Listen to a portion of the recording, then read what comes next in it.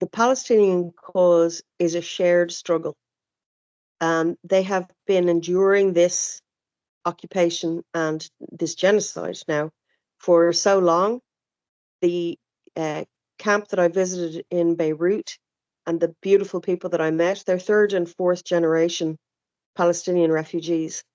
We can't accept that this is, to normalize it, that this can be a way of life. People are entitled under human rights to their dignity and their freedom, and indeed to have the ability to better their lot, to be able to provide for their children and to have happiness in their lives.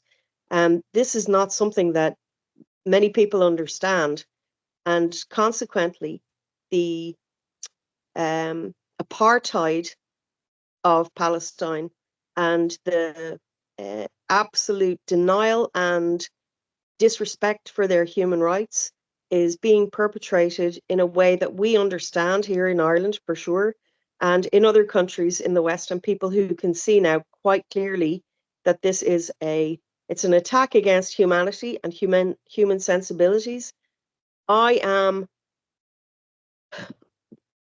don't have the words to explain how disgusted I am when I see the treatment of Palestinian prisoners by the IOF. People recording themselves online, killing people, gorging on torture, even of dead bodies.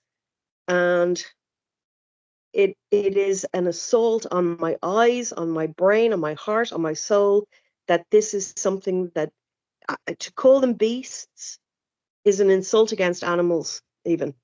I cannot wrap my head around someone who glorifies killing in such a cruel and vicious way, and then the desecration of bodies after someone has died. I cannot conceive of how that can be normalized or acceptable in any way. So the Palestinian cause is just and right. And many of us are even more anti-capitalist than we were, certainly in the last 15, 16 months.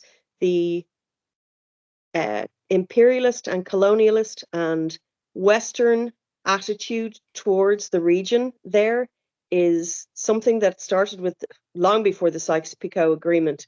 But the map that was drawn by the West on top of the East, and what they call the Middle East, is not real. It's completely false, because the region is made up of tribes and clans and different elements of religion within religions. It's the culture and the heritage of the people needs to be respected and upheld. And I see that that's what the resistance is doing, as well as fighting against genocide and against the appalling desecration of human rights.